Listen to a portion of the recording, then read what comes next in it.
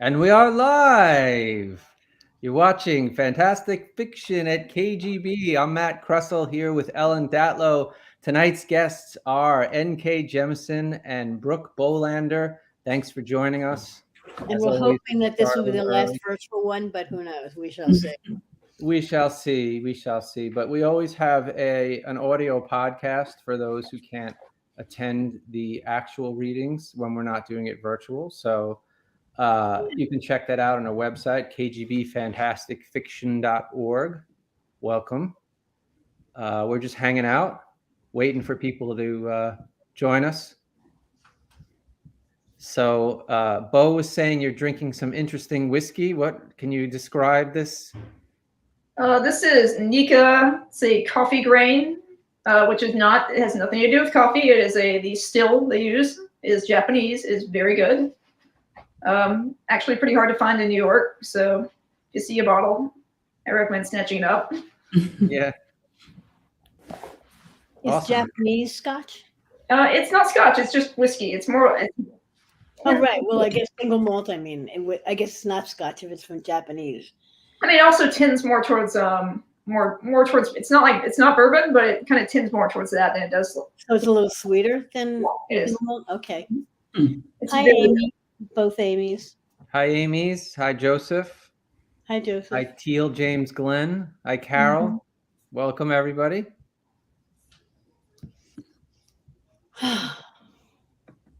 Long week. It's only Wednesday. Long year. 2 days when it was cold out. I mean, finally, I went out yesterday. It's like, and I went out today. And I'm going to force. I realized if I won't go out unless I have an errand. I mean, I just don't like walking around, especially in the cold. I have to have some place to walk to. So it's like, okay, I have to make up things. I'll go to Trader Joe's. Sometimes I say, I want a coffee. I'm going to go out and get a coffee. So it was easier when I had a dog because we used to have a dog that we had to walk. And then he passed away last year. And so there's no excuse to go outside now. So you don't realize that you need an excuse until you don't have that excuse to go out 2 or 3 times a day and kind of walk around the neighborhood. And then you don't. It's I haven't been outside in a week. It's kind of. Yeah, no, that gets really bad. I don't like that. It feels very bad. In warm weather, I can make myself go biking, but I finally broke down and splurged and got myself an elliptical cross trainer.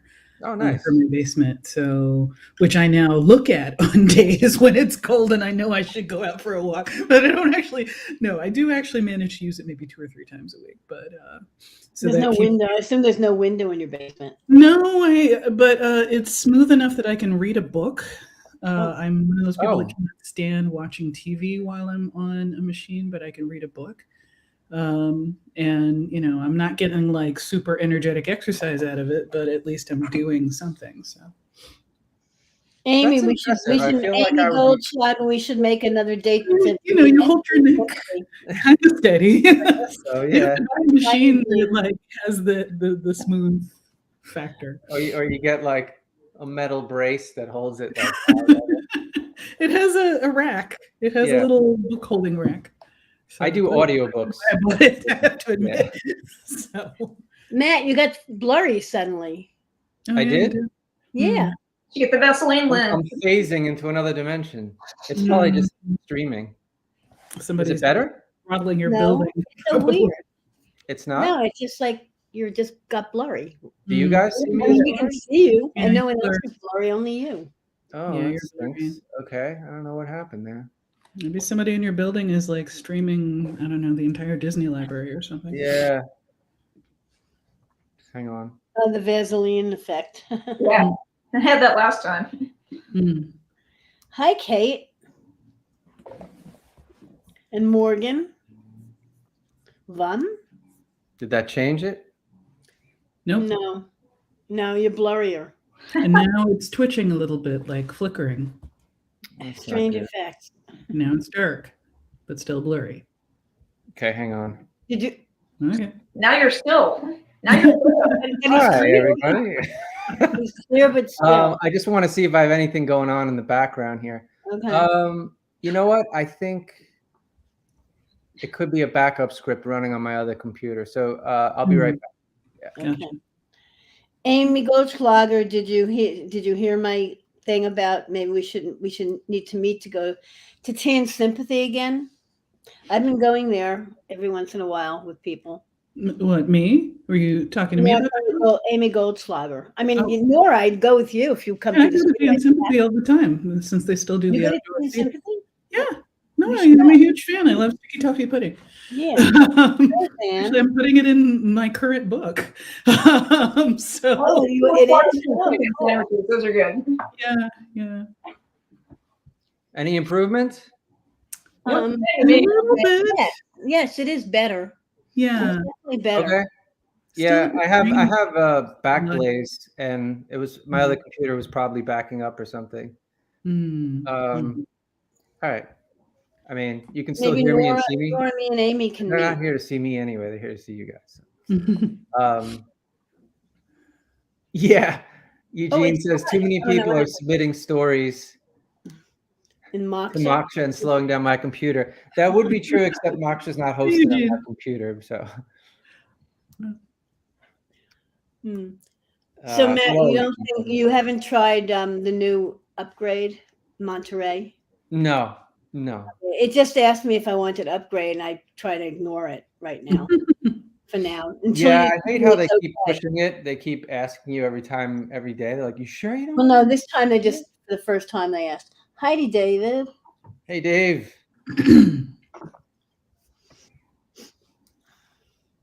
We'll be starting about 10 after, maybe.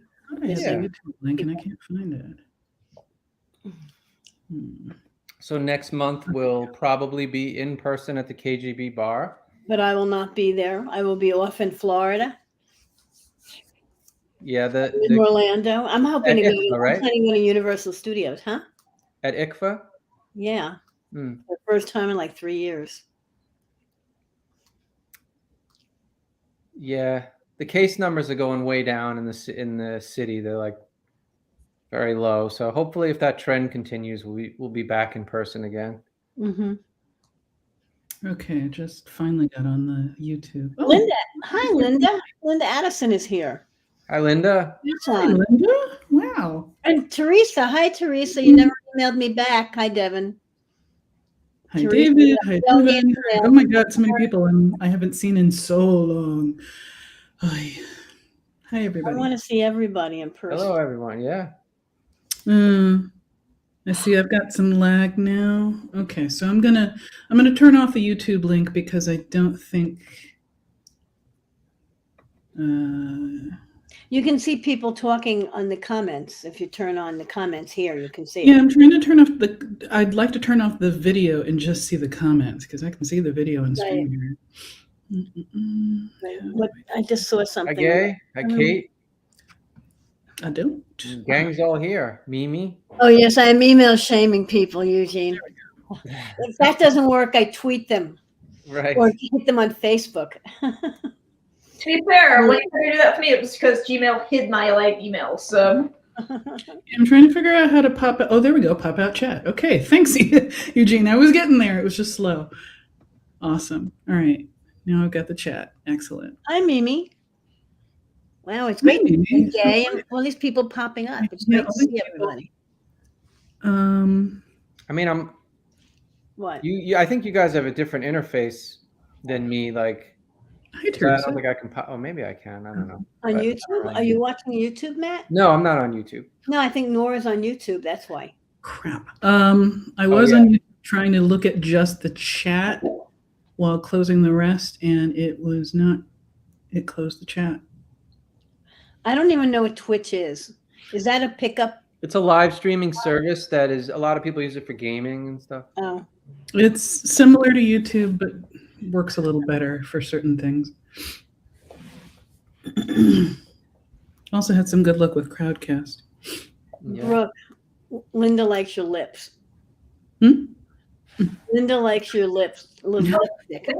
It's a nice color. Same. I'm not looking at any of the comments right now, so not me being rude. It's like me, just not wanting to multitask here. Sure.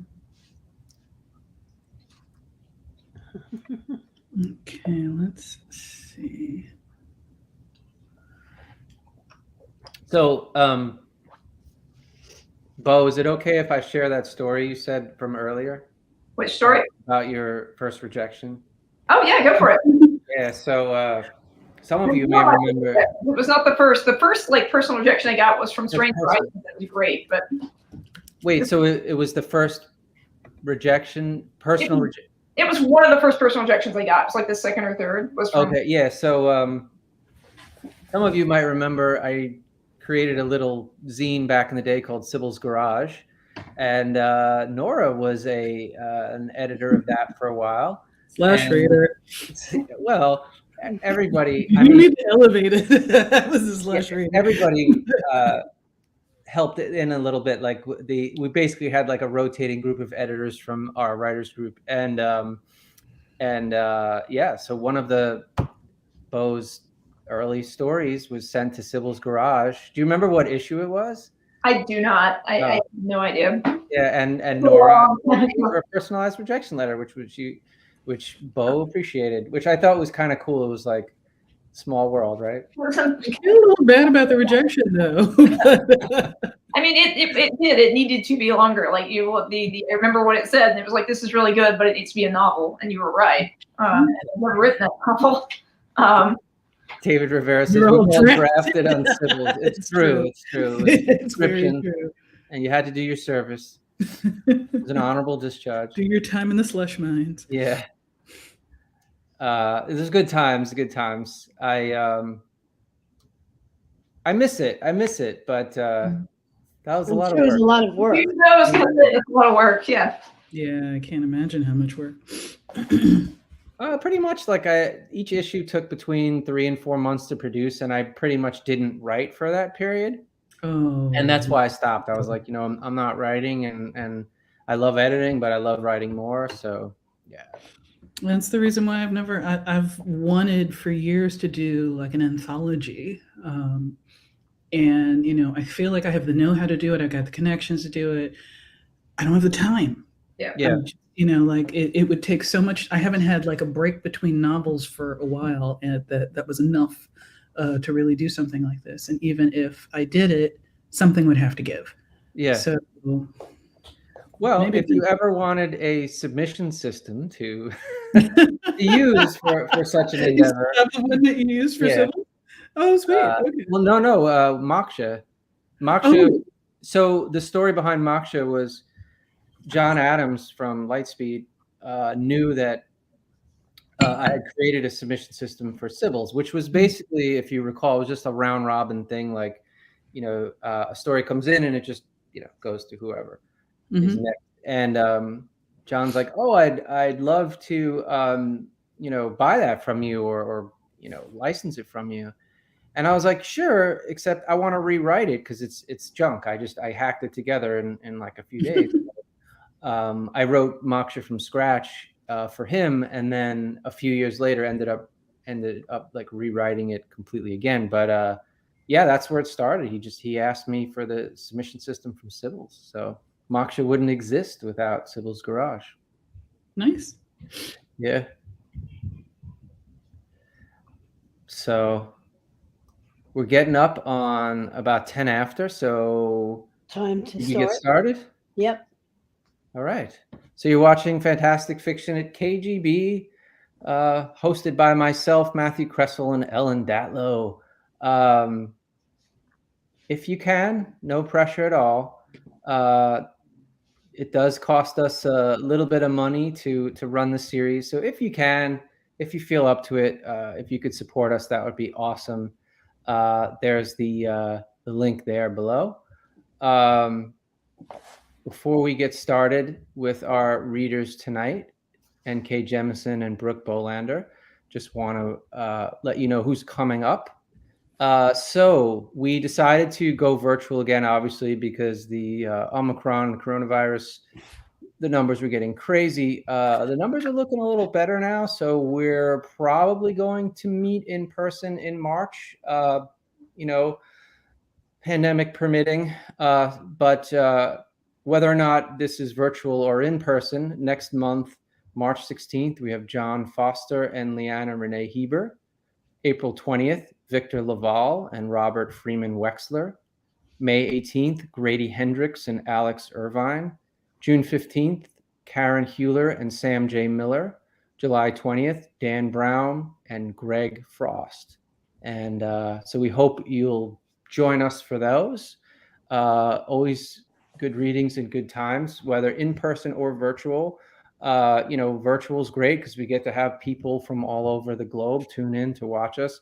But if you can't make the in-person event, we do have a podcast. So if you go to our website, kgbfantasticfiction.org, we have podcasts, recordings of the readings going back to, I want to say it's like 2015. No, it's even earlier. Anyway, it's at least 5-6 years, maybe more of recordings. So you go to kgbfantasticfiction.org, or actually it's now on Apple Podcasts, Amazon Podcasts, Spotify Podcast. I put it on all the podcast sites. So you should just be able to search for it wherever. But anyway, our first reader tonight is going to be Brooke Bollander. Brooke Bollander's fiction has won the Nebula and Locus Awards and has been shortlisted for the Hugo, Shirley Jackson, Theodore Sturgeon, World Fantasy, and British Fantasy Awards. Her work has been featured on Tor.com and in Lightspeed, Strange Horizons, Uncanny, and the New York Times, among other venues. She currently resides in New York City.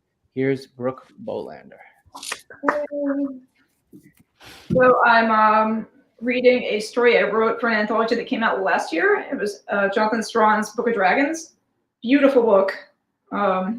Kind of came out in the middle of the pandemic, so if you haven't checked it out, check it out. And the story is called Where the River Turns to Concrete. It might run over, so if it starts to run over the time limit, let me know and I'll stop. Okay. So one of Raymond Sturgeon's hired goons finally forced his muscle car off the road as the Dodge Super Bee jounced through the weeds, rolled over the high bank, and did a final handstand on its high beams. The rest of Joe's memory came roaring back, and he knew himself. Smell of sage and sewage, shopping trolleys, dirty diapers, styrofoam takeout clamshells bobbing along in the current, jaws flapping, the gleaming eyes of a roadrunner, herky-jerking down to the water's edge for a drink. Feathers like a gasoline spill, ripple and rush from snout to tail tip, oily fur.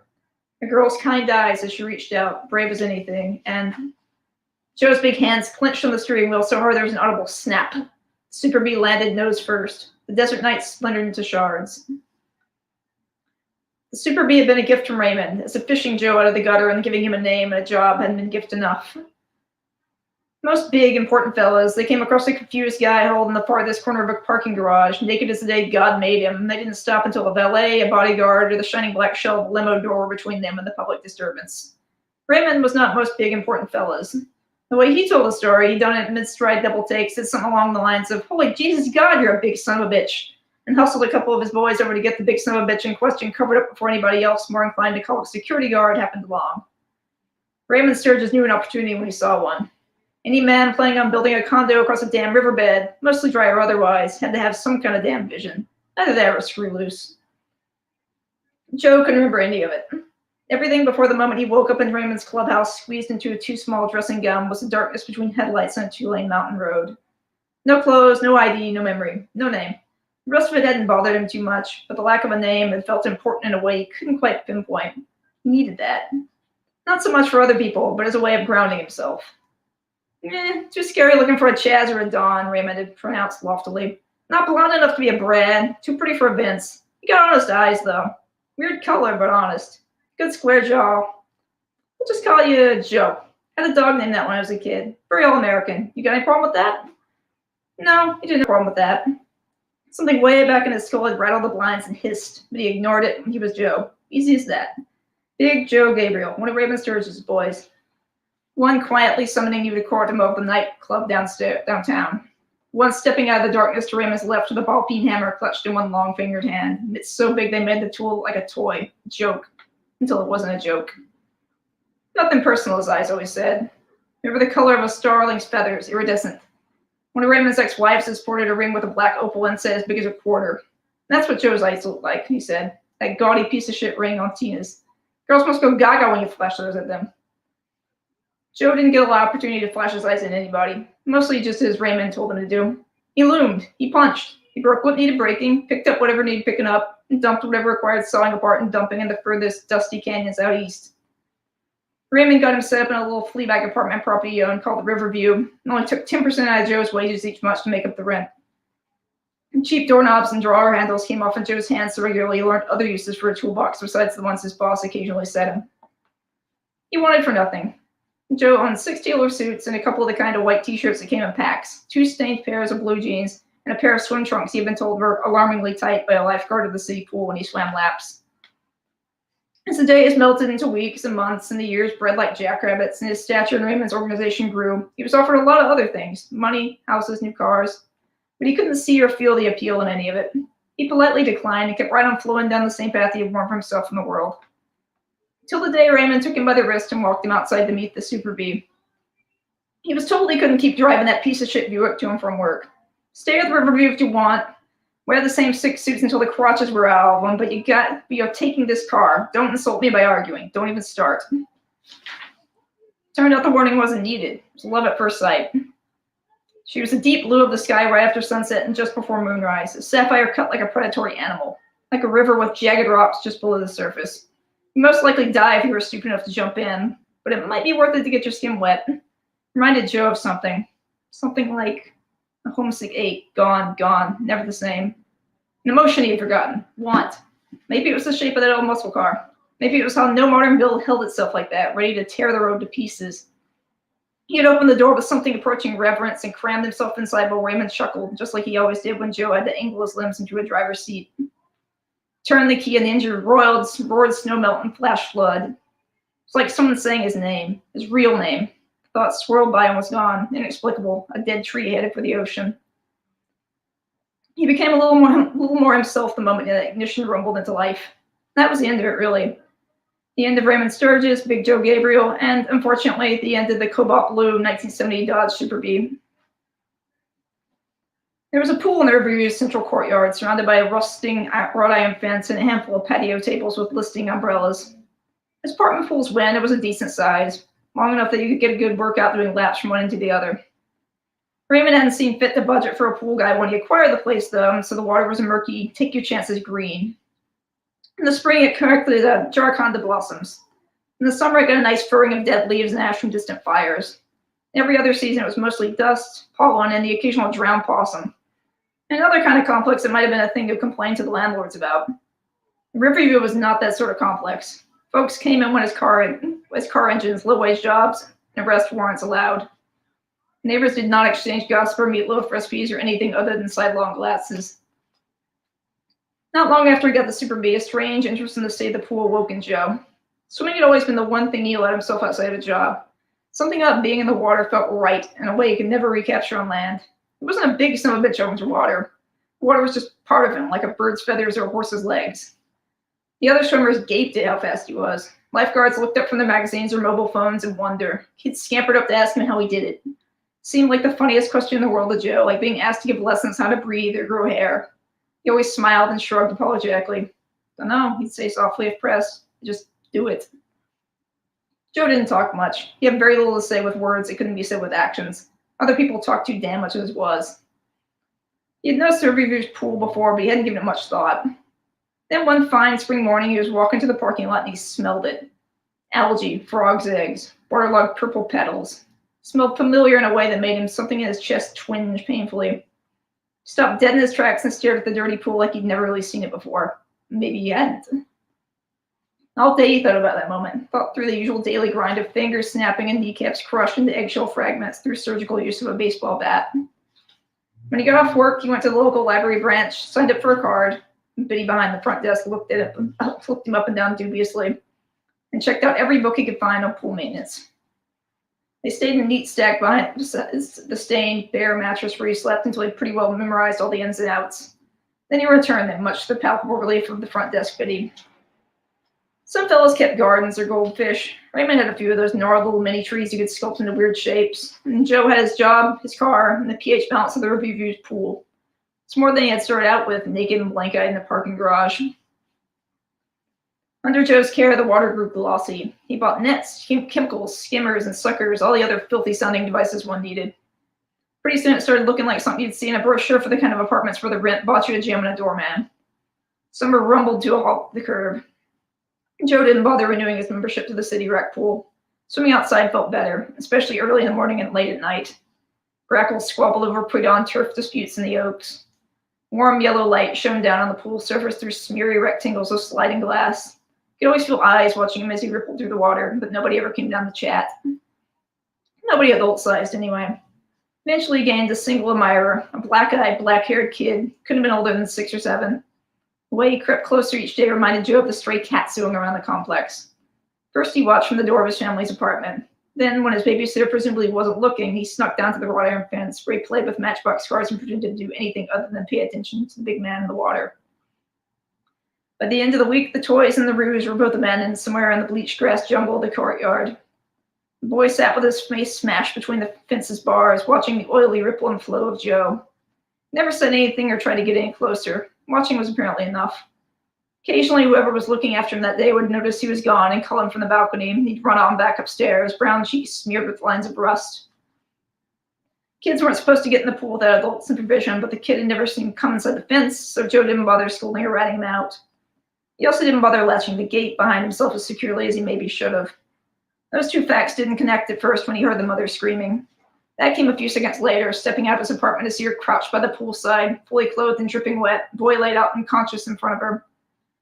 Puddles of water from both of them stained the concrete in slowly widening circles. The pool gate creaked lazily in the breeze. Covered the distance between his front door and the pool in record time, the faces of other tenants peering cautiously from their windows, blurring as he passed. The woman didn't look up at the sound of Joe's footsteps. She just squatted next to her boy, wailing like a coyote.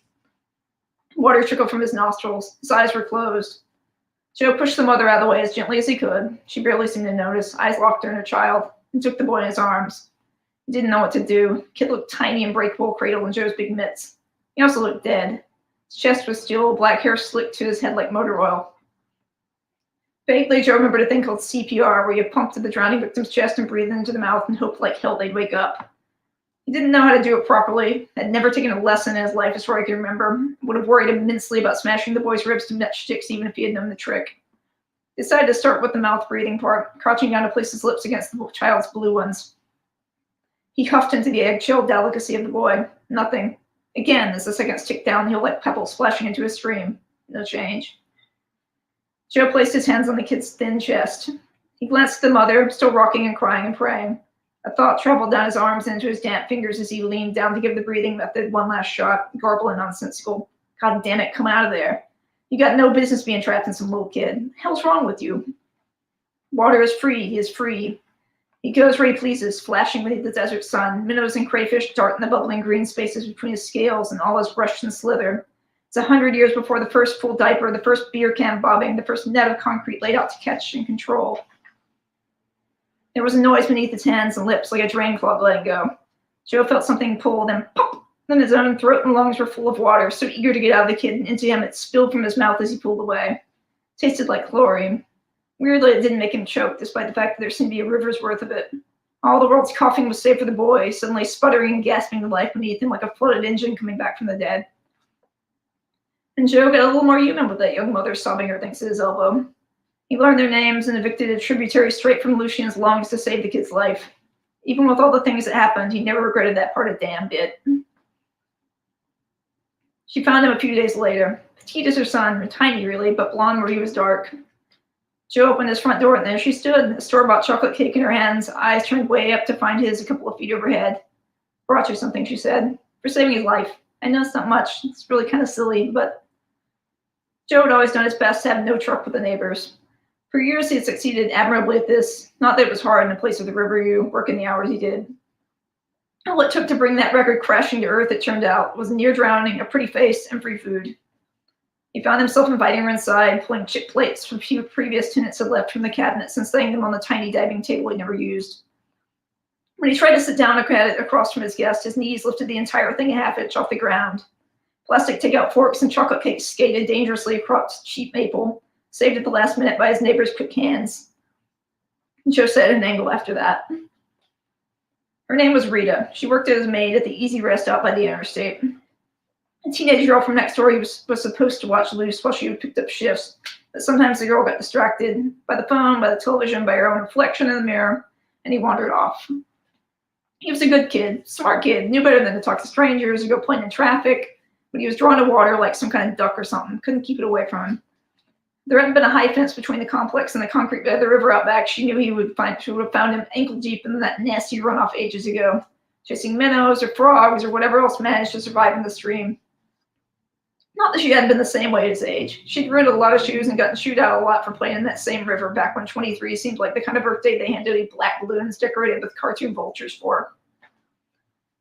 Joe listened and ate his cake, happy to let her talk. Many didn't have to, and that was his favorite kind of conversation. Too often Raymond wanted him to respond or laugh, or most horrible of all, to share his own thoughts on the matter. This was fine. Occasionally he smiled or nodded, and she seemed satisfied with that, even when they made eye contact and she lost track of her words for a moment or two. Rita didn't think the boy would go near the pool even if the gate did somehow get left open again. Joe reassured her that wouldn't happen, feeling plenty guilty. But she worried. She worried about a lot of things. Rent, her job, health insurance, making sure Lou stayed his veggies, the size of the water bugs in their apartment, you name it. She stared at the crumbs on her plate and tugged at the strand of her short hair as she reeled off this list. If he had known how to swim, none of this would have happened in the first place. She should have taught him, but the pool had been so nasty before. There was no time. There was never any time. Somebody said, I can give him lessons if you want. For a second, Joe wondered if he had left the police scanner on his bedroom. By the time he realized it was him talking, his tongue was tripping over, free of charge, and no trouble. And Rita was staring at him from across the table like he was Jesus, Buddha, and Bob Barker all rolled into one. No backing after that. Yes, he meant it. He wasn't quite sure how he taught someone else to swim, but the look in her eyes meant he'd give it a damn good try twice a week. They ate the rest of their cake in shy silence, not looking at each other like a couple of kids. He thought of her smile as the Super Bee exploded around them like a cactus blossom unfurling. Her smile and the way she had glanced him over Lucian's head from the passenger seat on their sunny summer weekend drives. Eyes full of some emotion he didn't dare interrogate. He thought maybe he had looked back at her the same way. God, he hoped he had. With those eyes and that expression, he would have submerged entire cities and picked his teeth on their drowned memories. There was no fireball, and the car just came apart and fell back from the liquid length of him like a shed skin as he tore through the vinyl roof. Goodbye, Super Bee. Goodbye, human form. The moon was bright and cold. He floated through the air in the direction of the city, towards Raymond's clubhouse. His mane was a deep green of water weeds, his teeth jagged as flint. Late night commuters glancing up the sky thought he was the contrail from a commercial airliner, silver white in the moonlight. Teaching someone to swim, turned out, wasn't as hard as it sounded. It didn't hurt that Lucian was a fast learner. First the doggy paddle, then the scissor kick. On to a simple crawl, the boy's tiny limbs knifing determinedly through the water like starlings diving for takeout wrappers. Joe made him keep the pool floaties on way past the point when he probably needed him, just in case. Rita started inviting Joe for dinner after lessons. Unless he had business, he usually accepted. He liked how their apartments were a warm mirror of his own, full where his was empty. He liked the toys scattered on the floor and how the TV chattered mindlessly in the background even when nobody was watching it. He liked helping Rita in the kitchen, big and useless and in the way as he was in that tiny space. She never seemed to mind. Chop this, peel that. They would stand shoulder to shoulder, mostly it was his shoulders, working together in a comfortable silence that smelled of browning meat, frying onions, cumin, and garlic. Occasionally he caught whiffs of Rita herself. Cheap, fruity shampoo, powdery deodorant, laundromat detergent. Cleaning solution from her job soaked permanently into her hands. Lucian was bubblegum toothpaste, die-cast metal, and chlorine. When dinner was finished and Lou's finally put together, they would crack a couple beers and talk. Small stuff at first, nothing heavy. Rita never pushed Joe into saying more than he felt like saying, which he appreciated immensely. Not having someone breathing down his neck to keep the conversation going actually made him want to talk more, which was a new and not unpleasant discovery. He told her what he could. His job? Private security. Yeah, like a security guard, just like that. Paid the rent. Where had he grown up? Here and there, mostly here. That wasn't a lie, not as Joe figured it. You grew up every day for most of your life learning new things. At this stage, it was years or then. I'm an amnesiac, and I don't remember a thing before my boss told me naked ass squatting in a parking garage. But enough about him. His life was boring. What about Rita? Rita had also come up in the city. Her dad had died in a construction accident when she wasn't much bigger than Luce, leaving her mother to raise 3 kids on her own.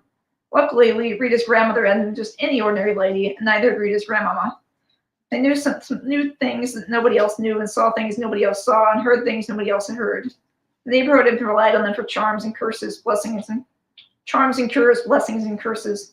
Put food on the table, if barely. Here, Rita said after the last long neck of the first six-pack was snuffed. Give me your hand. My hand? Joe said rather stupidly. Yeah, your hand. I want to read your palm. My grandmama taught me how. She reached out and grabbed one of his big mitts with both of her own. His entire body stiffened to her touch. See, she went on, flipping a palm side up. I can just look at the lines on them and tell your entire life. Her voice trailed off like someone had smashed the volume button. Her fingers froze in mid-trace. Confusion knotted her brows. Her eyes climbed up and down the creases of his palm once, twice, 3 times, back and forth, trying to make sense of whatever she was reading. Words with no wind behind them formed rapid fire on her lips and died there. Rita?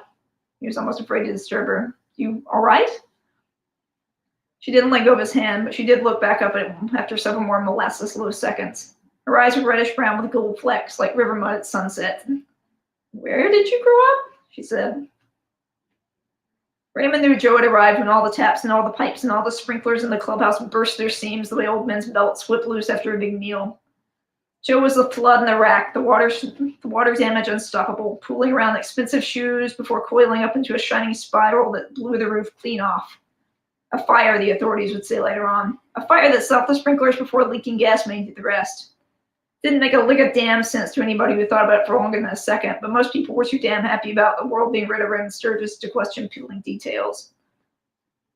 I thought you were my friend, the elemental had briefly been Joe, Gabriel gurgled. His true form was wolf-muzzled, his neck as long and curved as a cormorant's. You could hear the rumble of the words before he spoke, like water working through a hose kink. You said you helped me. What, you call me a liar? Ankle deep in water, staring up at an enraged river spirit, and still Raymond was unflappable. Men got good enough at as many things as Raymond, murder, racketeering, the occult arts, and it probably took a hell of a lot to flap him. I was helping you, dumb shit. The sooner was better. Here you had a good job and a nice little life, even a pretty little girlfriend, am I right? It's a spirit, you got about 10 years tops before there ain't nothing left of you but a hole in the ground. Leave the woman and the boy alone, Joe said. The rest, he couldn't say it didn't matter because the betrayal felt like a fish hook biting into his neck, but right at that moment it was a little concern. Please, Raymond, give me your word. Give me that much. Don't send any more people after them. Raymond looked at him steadily. His face and his eyes were flat, soaked soup bloating around his body. Water dripped off the spiky overhangs of his eyebrows. You know I can't do that, Joe, he said. You know that ain't how this works. She saw too much. Sorry, kid. Any minute. You could see it in his eyes. Joe was sorry too, as the mournful eel's length of him snapped forward and down. You want to hear something crazy? Rita was staring out to where the river dragged itself sluggishly over the concrete. Sure, Joe said. He couldn't join her in perching on the hood of the Super Bee. He loved the Super Bee too much to crumple the poor thing's snout like that. But he leaned in as close as he could get, hot metal baking his palms. Luce stood a few yards downriver, chucking tiny pebbles into the deeper parts of the channel. Okay. Promise you won't think I'm crazy? He promised. No, really, you promise? Promise. All right, deep breath. I saw a dragon down here once. Swear to Jesus I did. This was his favorite time of the week. If he didn't have any work and we didn't have any shifts the easy rest on Sunday afternoon, they'd started taking the Super Bee out for what Lucien called flying time. They rode with the top down and no destination in mind until the traffic lights glowed in spangled firework colors and the first stars winked like silent movie starlets. There weren't any bodies rolled in carpets or bathrooms covered in other people's shit during flying time. Bed bugs and bloodstains ceased to exist. It was as good as swimming laps, but better, because Rita and Luce were there too, and all his short, violent, empty memory, Joe could not remember ever enjoying the company of anyone as much as he did theirs. Their wanderings this evening had taken them through many back alleys, access roads, and restricted areas down to the river's edge, or what was left of it. So long as Luce stayed out of the water, Rita said, and so long as he stayed within eyeshot, it was fine from the plate near the water while Mama and Joe talked. Joe had already seen him getting the toes of his sneakers wet, but as Raymond could have told the kid, Joe wasn't a snitch. He kept his mouth shut and listened as Rita spun her tale. So, back when I was Lucia's age, I used to come here about as much as I could, after school on weekends. We lived as close to it as the Riverview is, but there weren't any fences or keep-out signs. Seemed to be a lot more water back then, too. Could catch catfish sometimes, and minnows and tadpoles and stuff. And the place near our house, it wasn't even paved over yet, and there were rocks in this deep blue pool. Anytime Mama didn't need me to help out in the shop, I was down there messing around. Don't know why it seemed so cool. Kids are weird, you know? It's just a nasty little creek now, but it was like a magic secret place or something. Nobody else ever went there but me. I guess I kind of started thinking of it as mine. She shrugged. Joe got the feeling that if she'd been a smoker, she would have taken a big drag. Anyway, like I told you before, sometimes I see stuff. Shapes, ghosts, spirits, whatever. All the one in my family do. Most of the time, it's like seeing something out of the corner of your eye, but I came down here right before dark when I was a little older, maybe 12 or 13, about this time of day it is right now. There was a huge, real animal all messed up in the water, thrashing around, tickling garbage. Had a head like a coyote or a wolf, and a long body like a weasel with like greeny white fur all over, weird purple-black feathers, and scaly front legs with claws like a big bird or something. Jesus, the more I describe it, the crazier it sounds. I never told this to anybody. You think I'm nuts yet? No, Joe didn't think she was nuts. He had seen some weird shit himself in his time, he said. It was a lie, he never had, but something about the story seemed unsettling familiar, like a bedtime story someone had told him once. He knew what she was going to say before she even said it, could see the entire thing play out in his head. Shit, maybe you're nuts too then. It gets better though. I see this weird animal, and it's hurt, and it's also huge, with giant teeth and claws, and I'm pretty sure it's a dragon. Do I run the hell away? Do I go home? No, Joe thought, but didn't say. No, you're always braver than that. No, I feel bad for the thing because I'm crazy. I can see its front legs are wrapped in fishing line, so I creep up and I start snipping away with my pocket knife every time it stops thrashing around. And I swear to Jesus, Mary, and Joseph, hand on the Bible, it sees me and it chills the heck out until I finish. Like it knows I'm trying to help. I get all the line untangled, and the only thing that's left is this plastic six-pack wrapper holding its snout shut, right? Oh yeah, you know that's how this one ended. Gentle hands reaching out to pull the nasty trap away. Hands that would barely make a mouthful, but they don't even shake, and the girl's eyes are kind and unafraid. He was beginning to worry that she was right about the both of them being bananas. So, what'd you do? I pulled the six-pack ring off. I could tell by then it wasn't going to hurt me.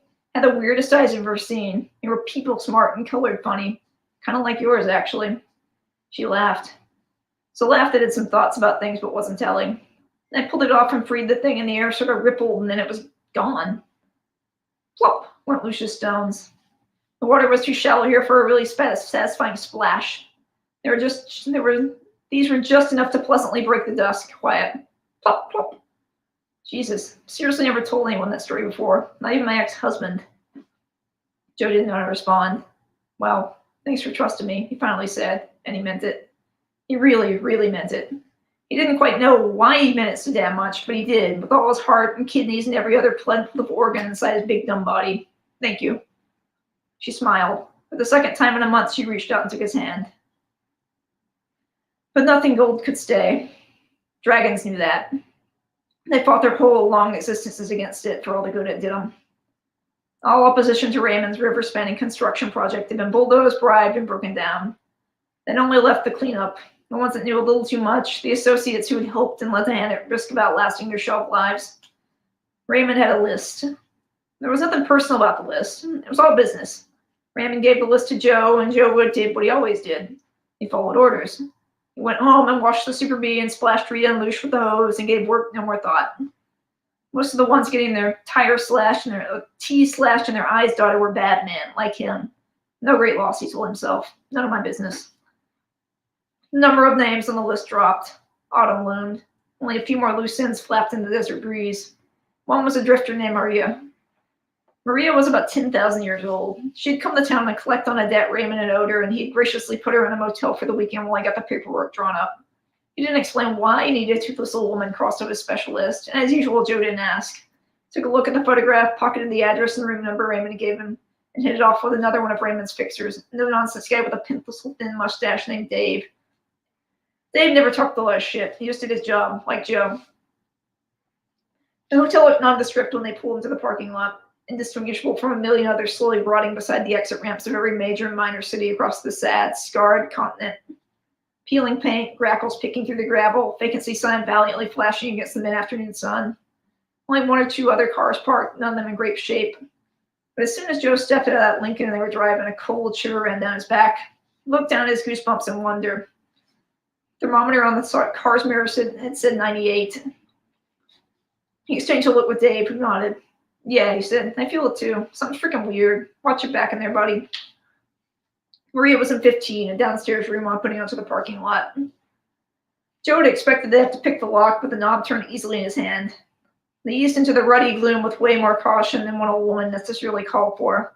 The lights and TV were off, the shades drawn. A hunched figure sat across the far wall opposite the window in bed. How kind of Raymond to send me company, the shadow said. Her voice was drier than August. Something in her hand went click. In the flare of the lighter, Joe saw a withered face, iron gray hair, a hand like a claw tattooed with a roaring eye. Inexplicably, she was also wearing a battered top hat. The smell of fresh cigar smoke cut through the motel room mustiness. Who needs one of those bracelets in case you fall over in the bathroom when you got such good friends? Come to carry my groceries for me, boys?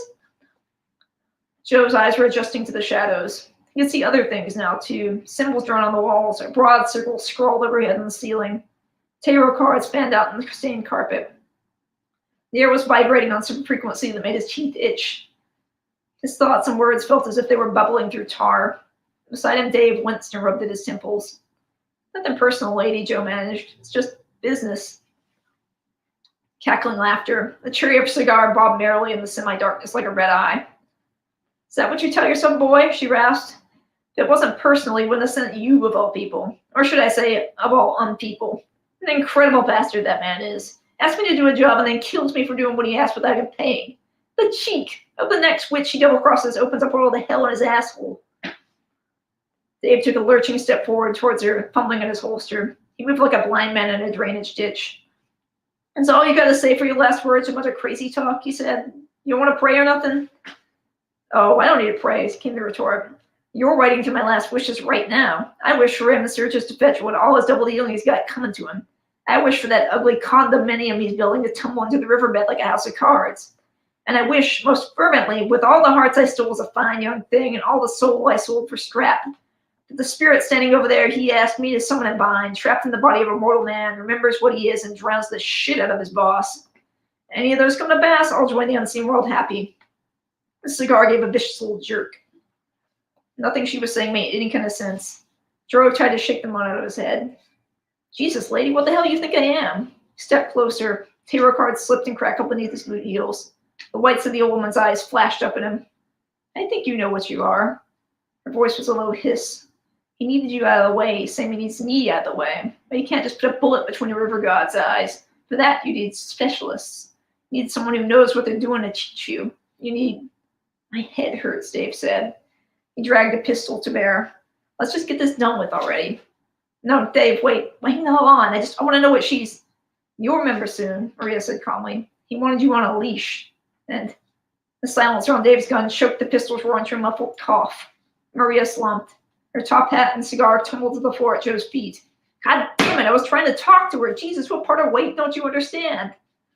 Dave threw his hands up in the universal chill the hell out position. I'm sorry, did the boss send us here to chat with the old bag or kill her? What the hell are you so upset for all of a sudden? It was a great question. Like most questions, Joe didn't have an answer. He felt weird. Now that Maria was dead, Dave seemed fine. Joe was 100 miles west of fine and the bus headed east. It had just pulled past the seeming limits of gut-churning anxiety and a cloud of exhaust, and the next stop was someplace he desperately did not want to think about. You could see the happy life he had managed to scrape together and seeing in the rearview mirror. No, he muttered, clutching his head. No. She was nuts. I don't know what she meant. But lies don't hurt like this. He could feel all the little shards of his past come together, intrusive and cold as men with guns, men with concrete, men with summoning spells. There was only so long he could hold them off before the slightest, softest of gasps from behind Joe. Joe and Dave both were rigid. Standing in the doorway, hate led by the afternoon sun, was Rita. Done with Raymond, he swept onto the riverview. Hurt to glimpse back into human form. Hurt like hell, in fact, like wearing a shoe 3 sizes too small. But he kept it together long enough to limp into his dingy little apartment one last time. He wrote her a letter. Rita, I have to go. I'm so sorry. No one else will come after you, I promise. That's all been taken care of. There's a lot of money stashed under my mattress and a lot more at the address below. Please take it. Spending time with you and Lucius made me happier than I can say. Thank you for everything. He slipped it beneath her door before she'd find it when she returned. Then he walked into the night, down to where her bed was visible through the chain-link fence. She was holding a stack of towels that rose almost to her chin. Joe couldn't see her eyes with the light of the open hotel room at her back, but from the way she had frozen, he could imagine the look in them, and it broke his heart. Dave sighed, "God damn it," the way someone would, looking at a huge mess that had just gotten a little bigger, and raised his piece. He was good at cleaning up messes, smooth as a well-tended engine. Joe had never been what you'd call smooth, but what he lacked in slickness he made up for by being very, very big. The desperate blow he landed on Dave's elbow knocked the shot wide. It also shattered the bone with a crack and sent the pistol cartwheeling as Dave shrieked, smoothless temporarily splintered. That would have been the moment to put him down, to crack his neck or put a bullet through his head, to lie to Raymond and pin the blame on Maria. Instead, Joe spun, pushed by his howling, cursing ex-partner, grabbed Rita as he sprinted through the door, and made for the Lincoln. Sirens were already howling in the distance. Rita didn't make a sound as he threw into the passenger seat and lurched for the driver's side, still wide-eyed and wordless with shock. The big old car's tires chirped as it fishtailed out of the parking lot into the early evening traffic. Joe was doing math in his head. Wouldn't take long for Dave to report back to Raymond, even with no ride and busted arm. Raymond already knew about Rita. He knew where she lived. Once Dave got him on the phone, he put 2 and 2 together. Shit. Punched the console in the plastic splinters and pulled his fist away bloodied. It was all too much. Rita's talk, Rita sitting beside him flinching in his rage. All of it was just too damn much. He wanted to fly apart and sweep this entire city away, Atlantis style. Rita, I'm so sorry. I couldn't. Are you going to kill me? Her voice was so small I could barely hear the words over the noise of traffic outside. Jesus, how many times could his heart crack in a single day? No, he said. I would never hurt you. Never. He licked his dry lips and swallowed what felt like an ostrich egg-sized lump in his throat. Her posture relaxed a little, but there was still a justifiable guardedness there that hurt to look at. Private security, it told her. And that was his job, sure. Is there somewhere safe you can go for a few days? Somewhere out of town? My sister lives in Tucson. I could take Lush and go there. Stay for a couple of days. Don't come back for a while, all right? My job, I can't. Your job is the last thing to be worrying about. Please, Rita. A very bad man is probably hearing you just saw some shit you shouldn't see. Give me some time to fix this. The spirit standing over there, they asked me to summon and bind, trapped in the body of a mortal man. What did that mean? Flashes. A much younger Rita standing before him, looking about as scared as she did right now, but still reaching up and out, gently, slowly. Concrete trucks on the banks of home. A feeling of being pulled away from where he belonged and tethered to something small and clumsy and slow. And Raymond's voice, clear as if he were sitting beside Joe right now. Holy hell, it worked! You did it! You crazy old witch, you did it! Nico, Bobby, give him some clothes. Rita, he said slowly, carefully, what exactly did you see on my palm that time you read it? One of the towels from the hotel was still in her hands. For a long time she didn't respond, twisting into tortured knots in her lap as she thought about the question. You don't belong here, she said at last. Your home is somewhere else. Neither of them said another word until they pulled into the Riverview's parking lot. Just as he had feared, there were cars already there that he recognized, had driven and ridden in before. Dark shadows loitered on the staircase leading to the second-floor balcony. Where's Lush? She said. His eyes never left the figures on the catwalk. At Sarah's. Sarah's. Downstairs. Think storm and spring and dew on the grass. Okay, here's how we're going to play this. I'm getting out of the car. I'm walking upstairs. You get after me, and you go after get Lush. Then you get into your car, and you drive away to your sister's. You are not to look back, no matter what you hear. Please. Joe, please, just walk over to Sarah's, get Lush, and walk back to your car. It'll be okay. Will I see you again? She blurted out so all the words ran together. Will I see you again? Rita was not a blurter. There was nothing left of Joe's heart now but the kind of slivers you had to use a wet paper towel to sponge up. Never know, he said. He didn't look back at her as he said it. He opened the car door, count to 15, and then get out. He cleared the space between the parking lot and the staircase at a sprint. He was a big target for the guys up above the mist, but even a big target was hard to hit at a dead run and bad lighting. The flimsy metal and plywood shivered and boomed beneath his feet as he began his ascent. 2 steps at a time, and then 2 more, and he was plowing into the dark mass of bodies with all the blundering force his lumbering steamroll every human body contained. He saw faces he knew and smashed them with his fists. A gun went off beside his ear, and he barely noticed. The world was reduced to churning, boiling action, things swept up and tossed aside by his rage. Felt amazing. Also felt awfully damn familiar. Far away, a car door slammed. From inside the maelstrom, Joe registered it and thought, good. All he had to do was keep them distracted until Rita and Luce got clear, and then he could go confront Raymond himself, boss, benefactor, and betrayer. Someone's skull bounced against the metal railings with a clong. A guy who had baked the best peanut butter cookies Joe had ever tasted for Raymond's birthday pressed the muzzle of a pistol against his shoulder and pulled the trigger, and Joe felt that bullet sear a path through muscle and bone and more muscle. He roared. There was no better way to describe it. He opened his mouth and an animal noise ripped out, and then he tore the gun away and broke the man's jaw with it. He came up for air, clawing at shoulders and heads and necks. Down below, Rita was making her way across the courtyard back towards the parking lot, Lucia in her arms. The light was getting worse by the second, the world long since melted into shades of blue and gray and black. But he saw her just the same, and she saw him. Don't look back, he had told her, begged her, but she was her own person, her own wonderful person. And she looked up and saw him, and their eyes met across the divide. She paused. He shook his head frantically. She gave him one last anguished glance and kept going. Goodbye, he whispered. The churn of bodies sucked him back under. Hey, Luce said to the river, and Rita's breath snagged ragged in her throat. Where did you go? You still hadn't taught me to do the butterfly kick. Their new place wasn't anywhere near the river. It was high in the hills in a nice neighborhood Rita had driven across 1,000 miles before in her bombed-out Chevy.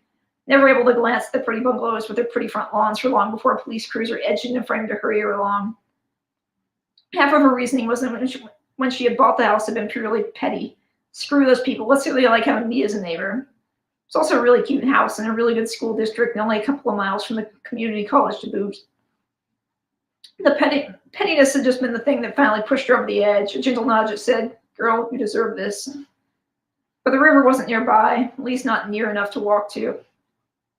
Her neighbors said this was a blessing. The way had suddenly begun to rise, like a dam had gone burst somewhere upstream. There was no telling what would happen next time hard rain fell. A lot of new constructions along its banks had been put on indefinite hiatus. Some said it was due to snowfall in the mountains. Others said the weather patterns were all out of whack. Rita had her own, but she kept it to herself. She dropped Luce off at kindergarten and bought groceries and went to class 3 times a week. And on the weekends, they drove to the river, glittering and fanning beneath the desert sun like dirty silk. It was still filthy. Tan scum still gathered on the concrete shores, full of takeout cups and plastic bags and all the other garbage the people of the city felt like tipping in. Something about it had changed, though. Something besides the water levels. There was a watchfulness that had been missing for a long, long time. It rippled its oily coat when they got out of the car like a cat stretching and yawning and rising to greet them. It jingled when Luce got too close, ready to catch him if he tripped and fell in. Or maybe that was Rita's wishful thinking. She didn't know what she expected, really. Despite the windfall Joe had left them, there was a want so big in her that she couldn't sleep some nights. It only really went away when she could hear the water. Her heart was only satisfied when she could keep a weather eye out for what exactly? Eyes like weird jewels, feathers and fur and fangs, a super bee rising out of the nasty water like a damn dolphin? Where did you go? Luce asked again. Ah.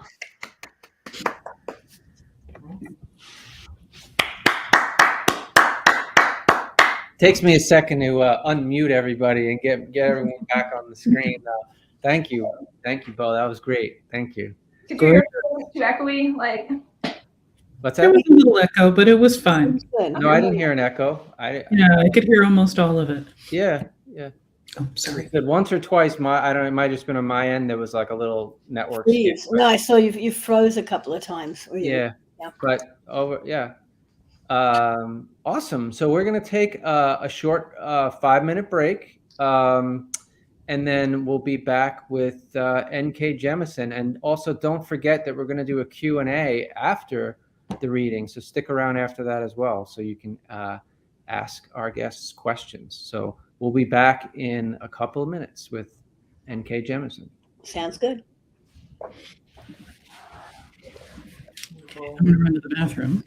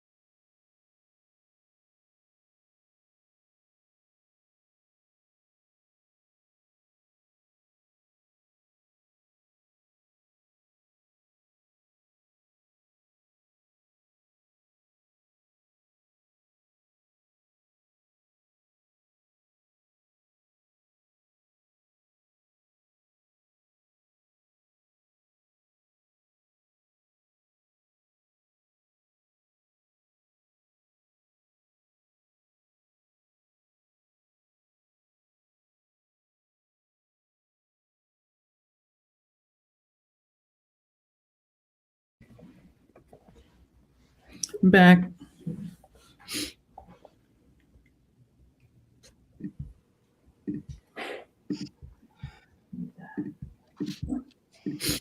All right. Hello, everybody. Hello. Back. We'll just wait a couple more minutes because I did say 5, but Okay. yeah. Sure.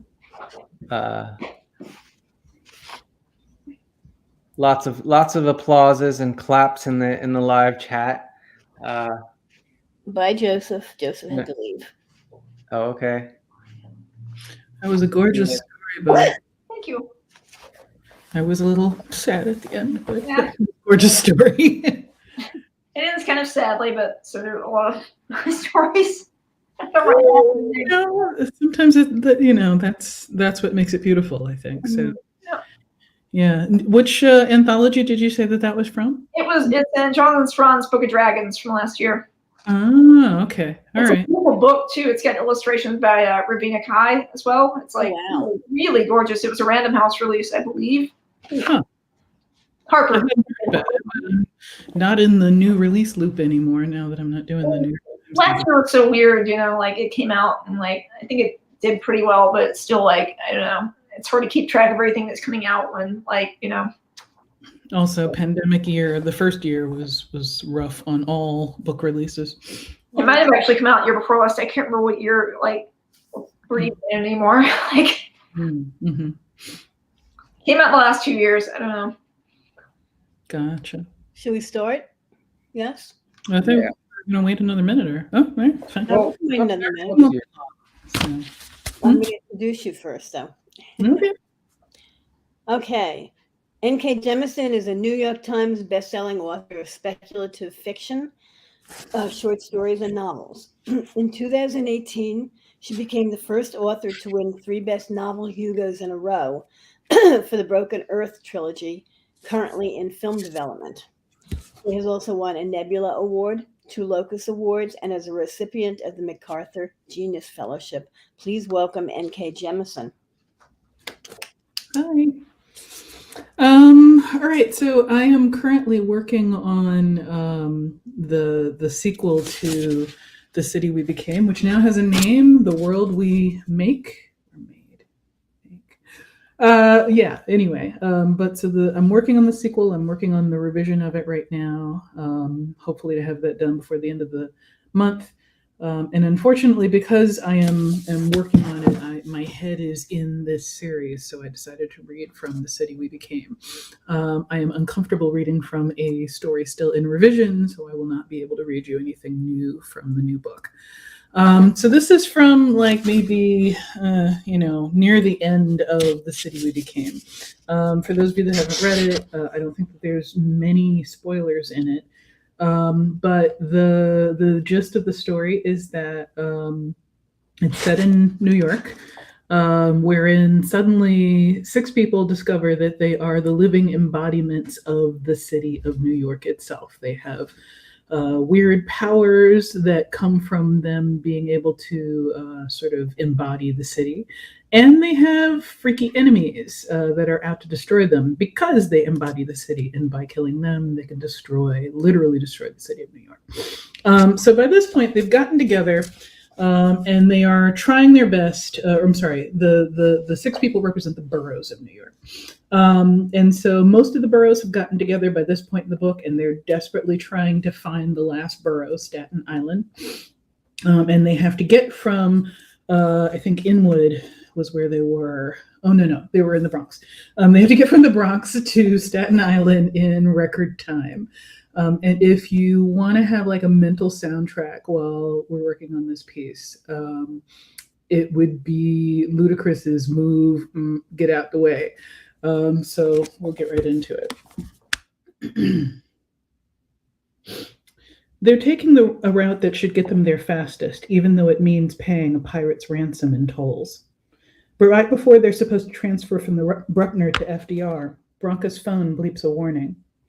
There's an accident or something on FDR, Queen says, frowning as she leans forward to peer at it. She reaches forward and taps something. There's an alternate route through the city that seems clear. Fine, Bronca says, and follows the directions issued by the bland computer lady voice of the navigation app. Through the city is actually faster than the FDR? Brooklyn asks. Must be a hell of an accident. I don't think. Bronca's been half listening to the radio. It's just on for noise. But the DJ mentions the FDR, so Bronca turns the radio up. Have actually shut down FDR Drive, the guy is saying, sounding incredulous. Police are describing this as a spontaneous demonstration because apparently there are no permits on file, but news agencies in the city have received a statement from the group sent several hours before the protests began. They call themselves the Proud Men of NYC. Not to be confused with NYC Pride, this group is right-wing and has been linked to violent incidents such as... The report goes on for a while, and then there is a brief audio clip. Bronca hears many voices, all of them male as far as she can tell, chanting indistinctly with police sirens in the background. We're here to let New York know, says one young man's voice, shaky with movement and adrenaline. We took over Greenpoint and Williamsburg, and now it's time for Manhattan to see that the men... Someone jostles him. Dude, come on, these shoes are new.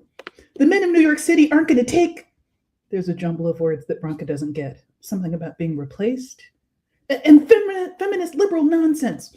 It's okay to be a white man. We're not going to feel guilty about our white dicks, and you're going to learn how it feels to get...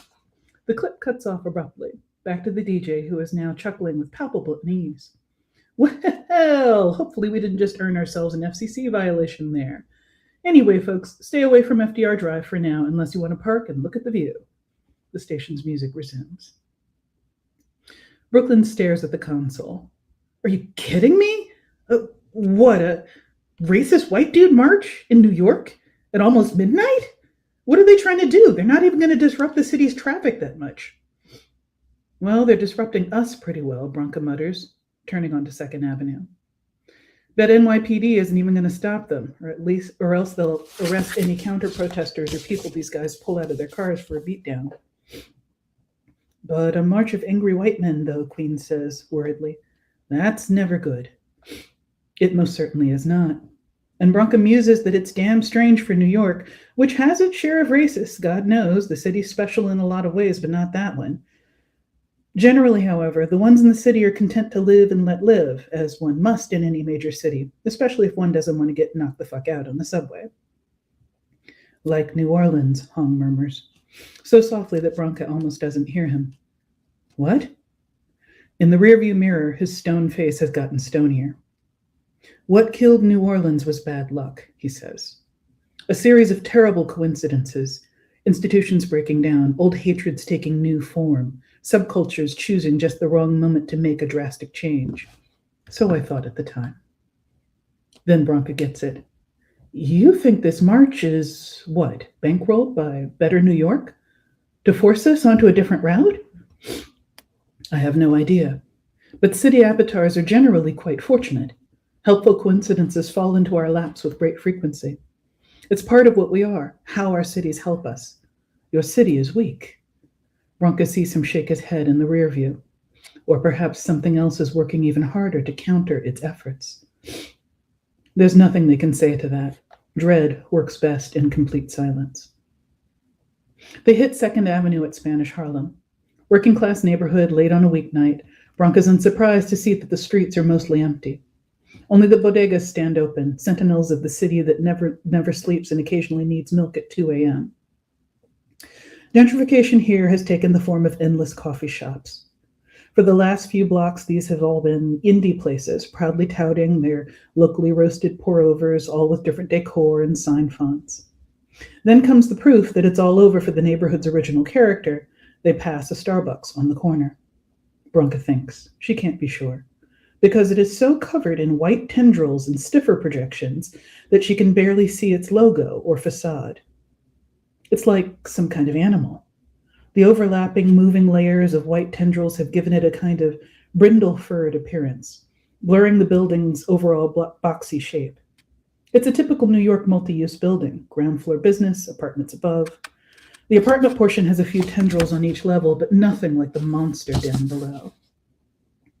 And when that monster abruptly ripples all over like water and forms a huge, inhuman, vast-mouthed face, Bronca swerves. It's reflex. There aren't many other cars in the street, but 2 taxis and an Uber immediately honk because sudden swerves do not mesh well with Manhattan traffic patterns at speed. When they've passed the Starbucks, Bronca looks at it in her rear view, while Brooklyn slews around in her seat to stare, and Queens does the same. "What the fuck?" Queen says. She's hyperventilating a little. Then her phone rings. She answers it. They all hear Aishwarya again, calmer than before, but still sounding tense, as she asks some question. "I can't talk right now. I'm so sorry," Queens murmurs before hanging up on her. Hung mutters something in Chinese. Then, "You need to ready a construct. If you have to fight..." "Oh, fuck," Bronca cries. And this time she has to not only swerve, but lunge into the bike lane. As on the right side of the street, another Starbucks that is covered in glittering white feathers suddenly hops a little out onto 2nd Avenue. At them. The building attached to it lurches a little, but Bronca can see that it's happening, but not happening. Something of the building, its solidity, is still there. Even as in this other world, it becomes a monster and comes at them. This particular Starbucks must have late open hours. Bronca can see human figures through the skin of the creature, blank-eyed as they sit at its window bar to sip their drinks, unperturbed by its lumbering attack. And 2 blocks farther down, Bronca can see another building, this one veining colossal white porcupine spikes as it readies itself to pounce. The car that Bronca just cut off in order to escape the bird Starbucks is leaning on its horn, the driver furious. Bronca doesn't blame him. She pulls ahead to the next block and then stops at the curb, shaking as she grips the wheel and catches her breath. She keeps an eye on the bird Starbucks in the rear view, but the thing seems unable to go more than a few feet from its foundations. After glaring at Bronca in the mirror and snapping its glass door beak at her once or twice, it drools foul-looking coffee ground sludge before grudgingly backing into its former position. The furious driver pulls around her, gesturing out the window and yelling something in the universal language of "fuck you, learn to drive," before heading off. "It's every Starbucks," Brooklyn says, looking down the street. "Not just them. Look." Queens points at Dunkin' Donuts. Queens points at a Dunkin' Donuts that is heavily overgrown with corkscrewing wire-like stuff. From a distance, it looks like a massive white fro. Across the street is some kind of cafe that has developed a silky white chin curtain which scraggles over the sidewalk. That Au Bon Pan there looks like it's about to start telling jokes at open mic improv any minute now. Those aren't actively chasing us down the street like the damn Starbucks, though. Bronca shakes her head, peering down the length of 2nd Avenue. "I could try Lexer Park, but the real problem is that there's one of these things on every other corner, especially near Grand Central and all the other tourist spots." Fleetingly, she finds herself wishing that they'd brought Manhattan with them. Maybe he could have somehow secured the route against this. "This doesn't make sense." Queens cranes her neck to see the porcupine thing on the next block. It's very still, but Bronca doesn't trust it. It's also one of the newer buildings on the block and might be more flexible than the older, unrenovated bird Starbucks. Starbucks has been in the city for years. It has to be part of New York by now. "Starbucks is everywhere," Hong rumbles. "All over my city, too. Big chain stores make a city less unique, more like every other place. We do not have time for your breakdown, Bronx." Bronca freezes, then turns around in her seat. "Disrespect me again," she snaps. "You will be walking back to JFK from that corner right there. Hope nothing eats you on the way." There must be enough true fury in her voice. He looks away and takes a deep breath. With brittle, exaggerated politeness, he says, "Apologies. Do you have an alternate plan?" She's not really mollified, but they've got other problems. In answer to his question, she sets her jaw and pulls the car away from the curb. "What are you going to?" Queens begins. "I'm going to drive like a motherfucking New Yorker is what I'm going to do," Bronca snarls. And then she cuts off a truck and accelerates to 50. I had a lot of fun writing this. Sorry to break character. Queens cries out, and Bronca hears her scrambling for the seatbelt that she should have already had on.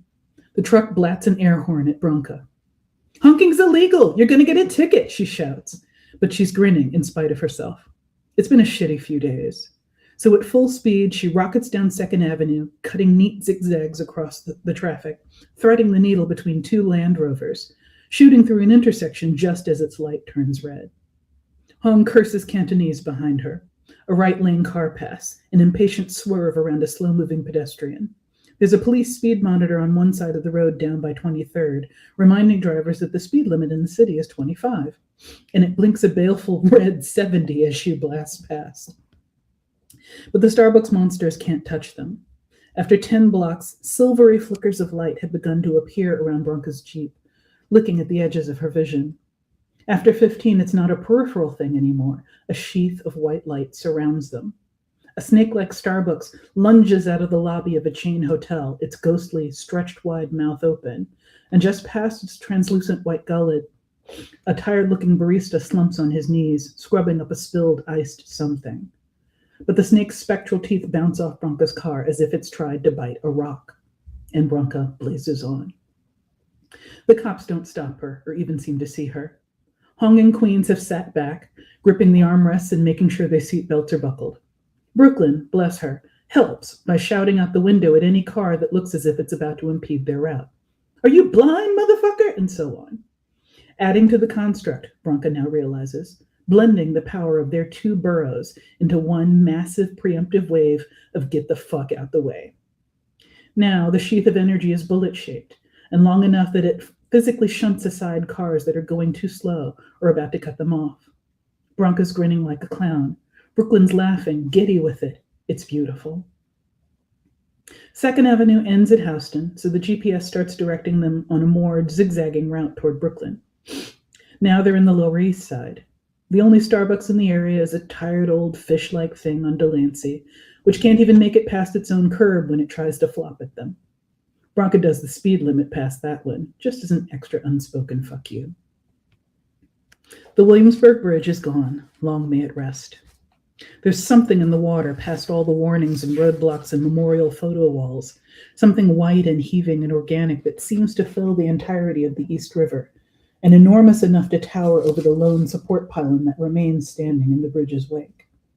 As they pass Delancey, the white thing slowly undulates even as they watch. It radiates a sickly greenish-white light that hurts Bronca's eyes, and she swerves off Delancey sooner than she might have because of it. "Oh no," Queens murmurs in a soft, horrified voice. "That's the thing that broke the bridge. It's real, but I didn't think it would still be there." No one answers her, mostly because there's nothing to say. Instead, Brooklyn taps Bronca's phone. "I'm adjusting the route to take us over the Brooklyn Bridge. No chain stores on the BQE." "Yeah, okay," Bronca says. Then she pulls over to the curb again while they're on one of the smaller streets where this is still possible. "What? I hate driving in Brooklyn," she says. That's it. Really short, like I said. What a fabulous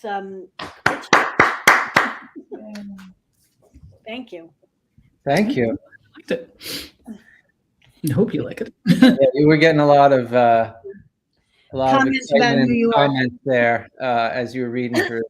Were we? Yeah. New York love. Oh, good. Well, I love reading New York stories when I'm in New York. So, but unfortunately, it was either this or a short story that would have gone over an hour. So, Okay. yeah. Yes. All right. Okay. Well, we're going to move on to the Q&A section, and Questions, just spit them out. And yeah, we'll- put them in the live chat, and we'll read them aloud. But I think this is a great segue for this question for you, Nora. How much do you hate Staten Island? And why do you hate Staten Island?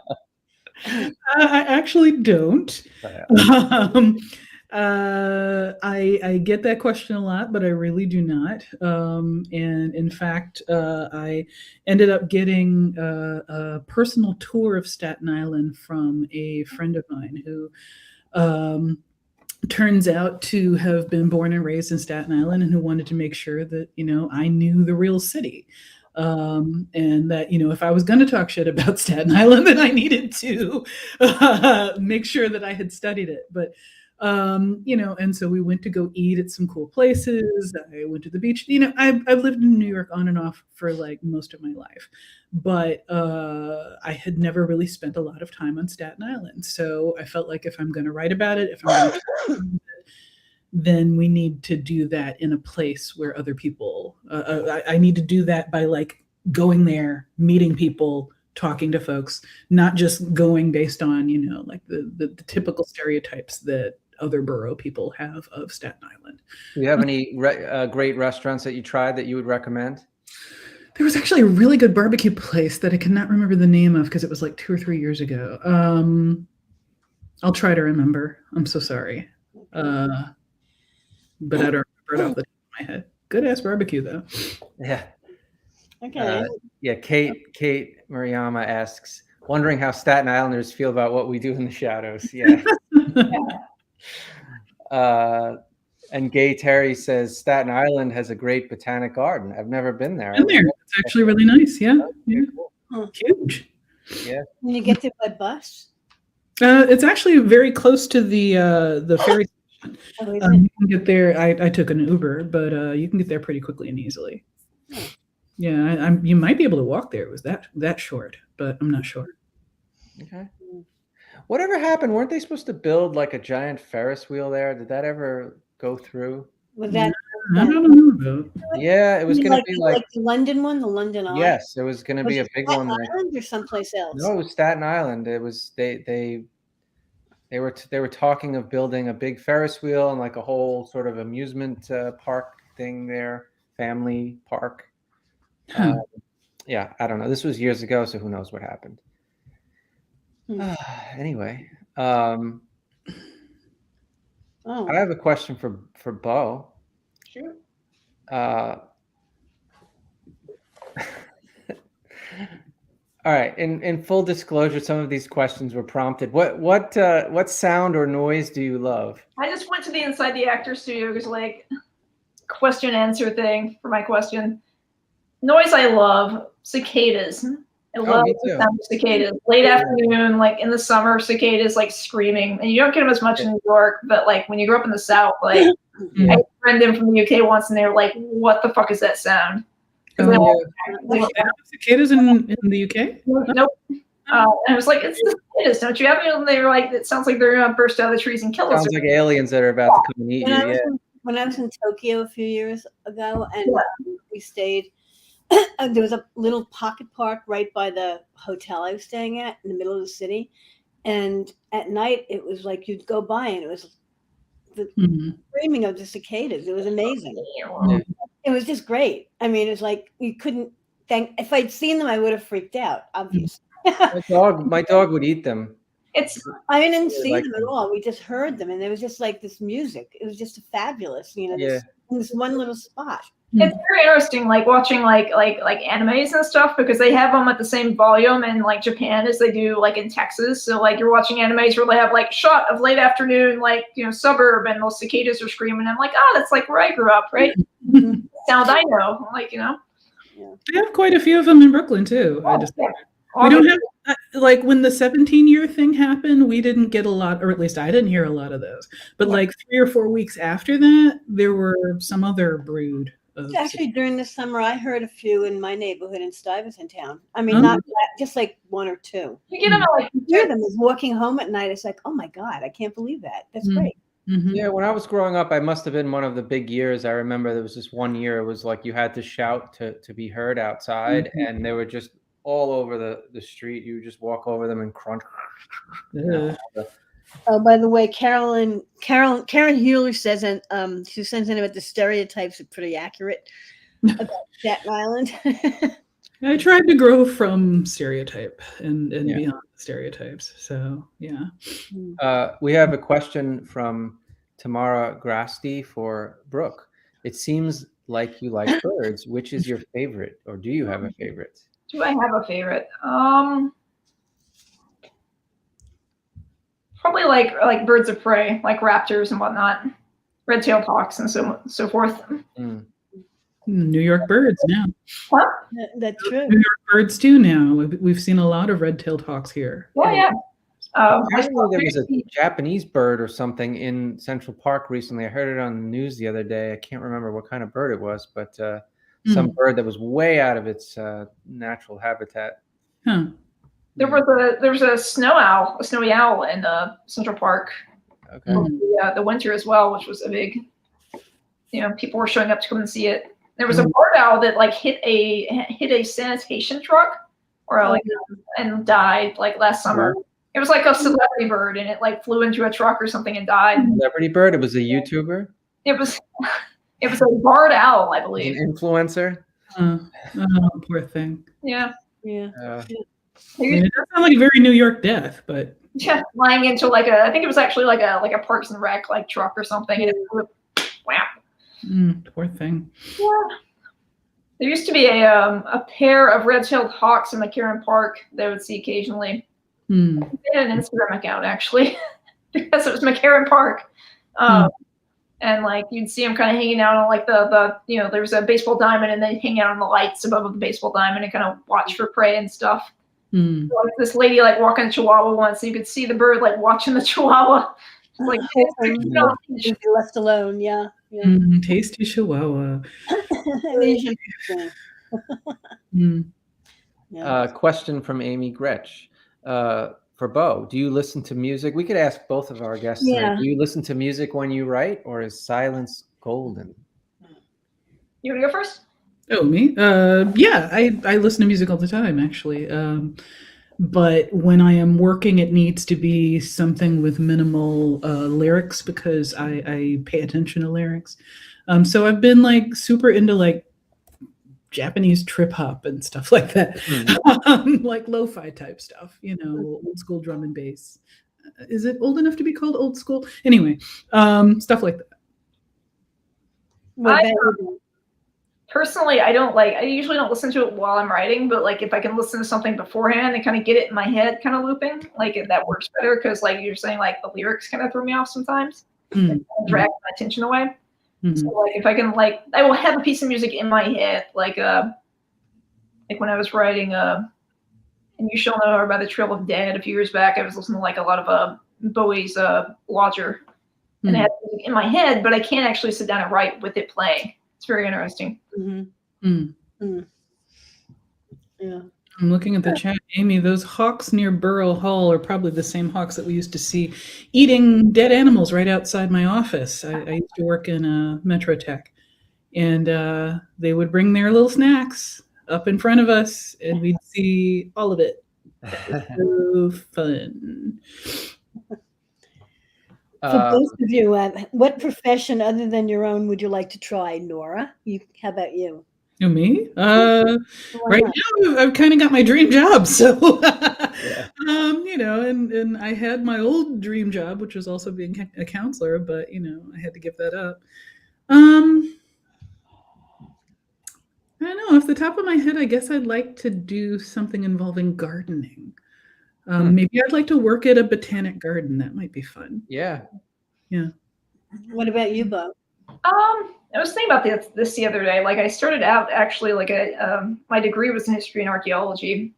But the older I get, the more I'm like, I don't know if I want to do archaeology for a living, because you don't get paid a whole lot. But the only other thing I could think of that I would enjoy doing, I don't know, maybe wildlife biology or something. I don't know. I wanted to ask this question of Nora because it was kind of related to what we're talking about, listening to music while you write. You have a Great Cities playlist, apparently. Well, I did. It was on Spotify. I got to move it because I'm done with Spotify now. Yeah. But I do. It's still there. I just haven't done anything with it. And it does have Ludacris move on it. So, because that was what I was listening to while I was writing that chapter. Yeah. So, question for you, Nora. What's the greatest insight moving from Broken Earth to contemporary fantasy? What do you love about this new area? What I love is that it gives me a chance to kind of geek out on stuff. Well, like I love writing because I get to geek out on subjects usually. With the Broken Earth, it was like seismology, geophysics, cool stuff like that. Rocks. I like rocks. But with this one, I love New York. And so I got to geek out about something that other people actually like. Not very many people like rocks, but a lot of people like New York. Yay. A lot of people hate New York too, so that's, there's that. But I mean, it's nice to like not be the only like freaky rock lover in the house. So yeah, that's it. Another question for Nora, but we can ask this of Bo as well. Was there a film or piece of art or nature documentary, etc., that influenced the aesthetics of the enemy in the city we became? Bo, you want to take the nature documentary something question? Question. I guess if there was anything that in particular that inspired or influenced the work that you read tonight, maybe that's. I mean, it's basically just me smashing up like Drive, which is one of my favorite movies, with Spirited Away, which is another one of my favorite movies. So what was the second one? Spirited Away. Drive and Spirited Away. Nice combination. I know, who would not, right? I'm not going to be able to unsee your character as like this grown-up, like giant Ryan Gosling, beefed up Haku. Oh, I guess I should answer. No film or nature documentary. I've always liked urban fantasy, and I've always been a fan of it. I'd say probably the book that influenced it the most was probably Kate Griffin's. Oh gosh, what was the first book called? A Madness of Angels, the start of the Matthew Swift series, and also a little bit of Neil Gaiman's Neverwhere and things like that. So, but I've always been a fan of urban fantasy, and I've always kind of seen New York as a living entity. So that was just kind of me doing a mishmash of, well, what if New York was alive? And what if there were people? And, what if there were tentacles, of course? That part was me sort of reacting to Lovecraft. And I've talked about this in other interviews elsewhere. But Lovecraft's The Horror at Red Hook is an urban fantasy set in New York. And it's sort of typical of him in that he, talks about the people in Red Hook like they are animals or monsters. And, it was kind of clear through all of his stuff set in or about New York that he looked at New York, saw the people there, and sort of saw them as radiating this horror, this evil, this danger. I look at the people of New York and I see them radiating good things, the energy that makes New York what it is. So I really just kind of decided that I wanted to do an anti-Lovecraft story. So you know that Victor Laval's Ballad of Black Tom is his response to the book. There's a bunch of folks that decided to react to Lovecraft. I suspect because of the controversy that happened a few years ago with the World Fantasy Award statue. No, but I meant, specifically the Red Hook, the car of Red Hook. Yep. Which I don't even remember. I mean, I read a lot of Lovecraft when I was a kid. Mm-hmm. I haven't read him actually since. It's not one of his better stories, but that said, it's inspired some really good work. Beforehand was IKEA, so that was weird. Walking down IKEA or walking towards IKEA and thinking, this is what Lovecraft was afraid of. Seriously. He would be. IKEA is terrifying. Afraid of IKEA now.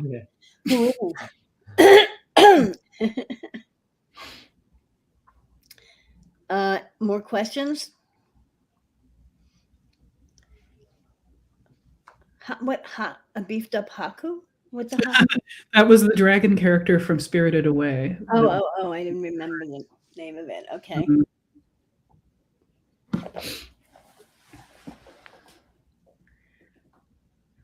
No other questions? Do you want to ask questions of each other?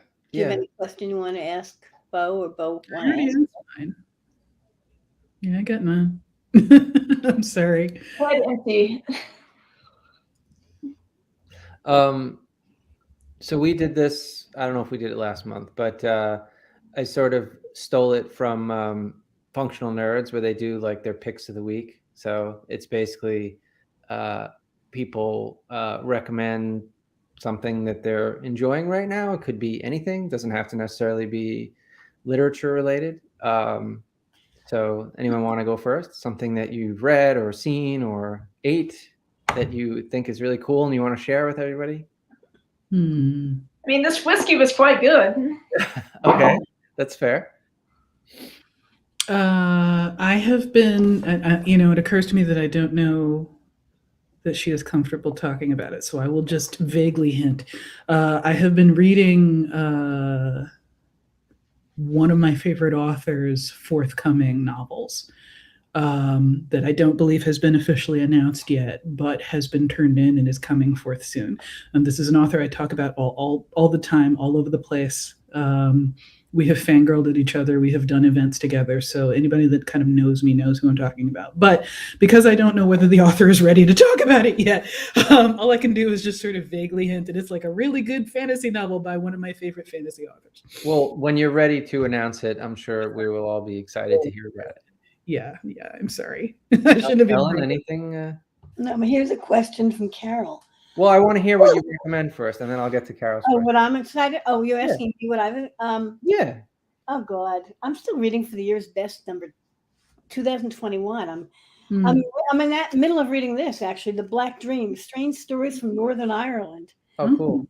Which is they're not strange enough to be considered horror mostly, but Ian MacDonald has a story in here, and I think he's the one who recommended the anthology. And they're intriguing, and they all take place in Northern Ireland, mostly Belfast.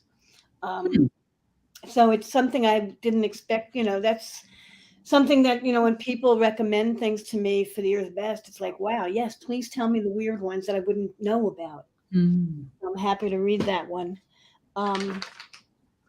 And I'm reading this. I'm in the middle of this, and I actually like it a lot. It's a thriller, I guess, or mystery. Ronald Malfi's Come With Me. It's about a guy whose wife is murdered. She's killed in a random shooting.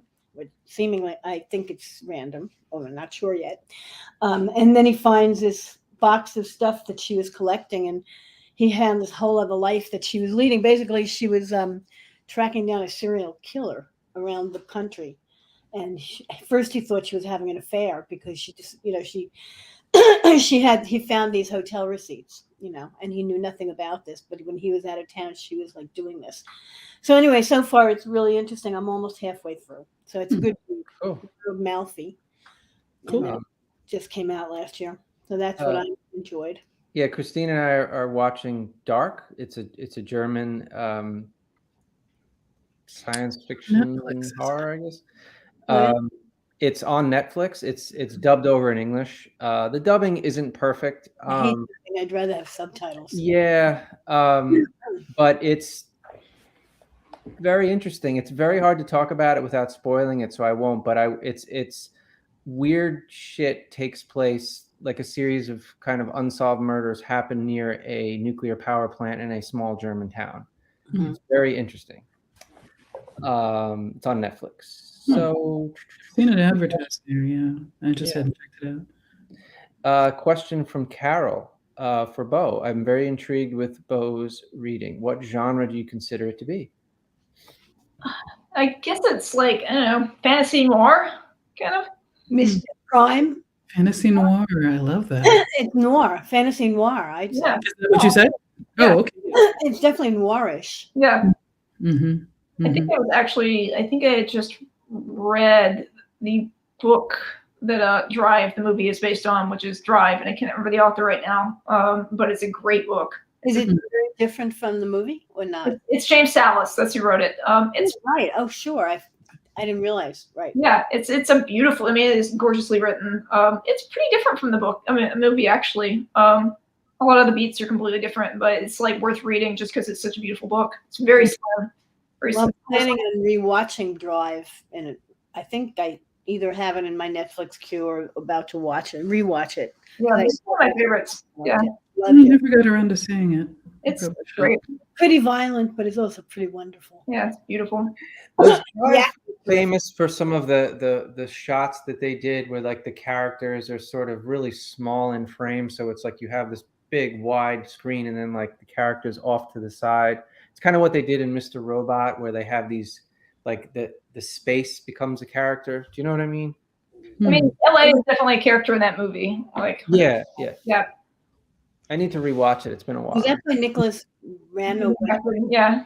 Is that how do you pronounce this? Is RFEN or something? Wendy Refn, I believe. Okay. Yeah.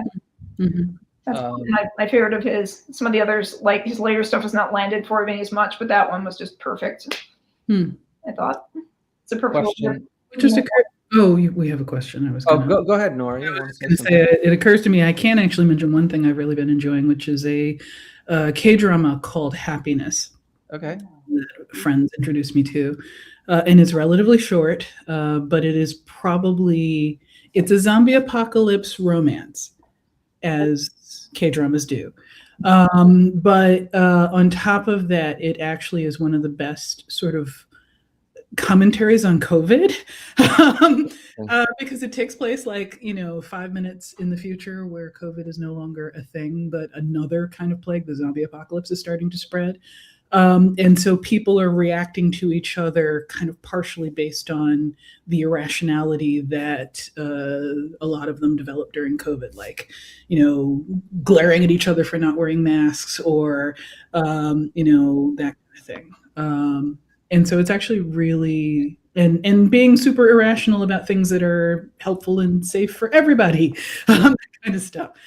So they're not just fighting the zombie apocalypse. They're not just fighting other humans. They're fighting other humans' apathy towards illness. So it's also really good. Yeah. I kind of felt that way a little bit watching the first few episodes of Station 11, if you saw that. Watch that either. Where they're all on the train looking at each other when the pandemic hits, and then I'm like, oh yeah, I remember that. I remember that fear. Anyway, question from Tamara Grasti. What is the greatest writing advice you've ever received, or what is your personal writing ethos? Throw that at Bo first. I mean, my personal ethos is do not worry about writing for markets or whatever. Just write whatever.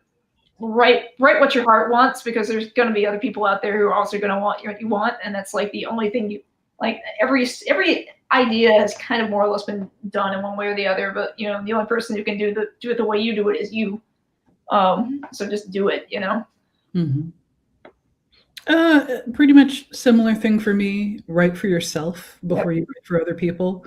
In my case, that means I write some pretty weird stuff that I would never have initially thought things like The Broken Earth would be popular, because second person rocks.